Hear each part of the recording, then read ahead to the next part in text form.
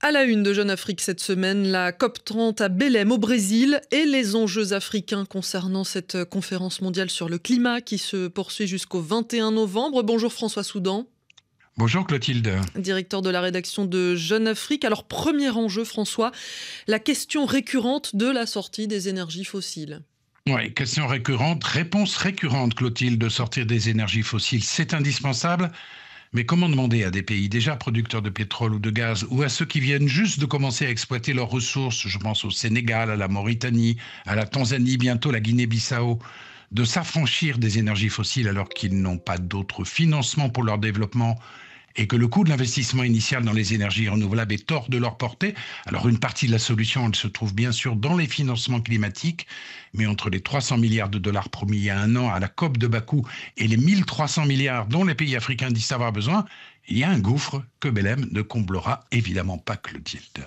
Autre dossier au cœur des enjeux de cette COP de Belém, les forêts tropicales, en particulier la forêt du bassin du Congo, avec plusieurs initiatives spectaculaires sur la conservation, mais pas forcément coordonnées, ces initiatives. Est-ce qu'il n'y a pas un risque de cacophonie ?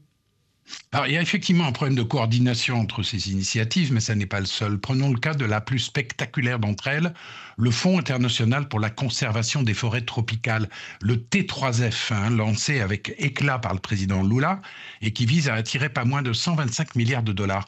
C'est un fonds du Sud global, pour le Sud global, et tout le monde applaudit, sauf que les 16 pays africains qui représentent le plus grand puits de carbone au monde, le plus grand capteur de CO2, à savoir le bassin du Congo, n'ont pratiquement pas été associés à cette initiative brésilienne, qu'on ignore comment ils seront représentés au sein de la gouvernance du T3F, et que ce fonds cible les mêmes sources de financement que le Fonds bleu pour le bassin du Congo. Le Fonds bleu, c'est le bras financier de la Commission climat du bassin du Congo, doté d'un portefeuille de projets qui seront soumis en mai prochain à une table ronde des bailleurs en marge des assemblées annuelles de la BAD à Brazzaville.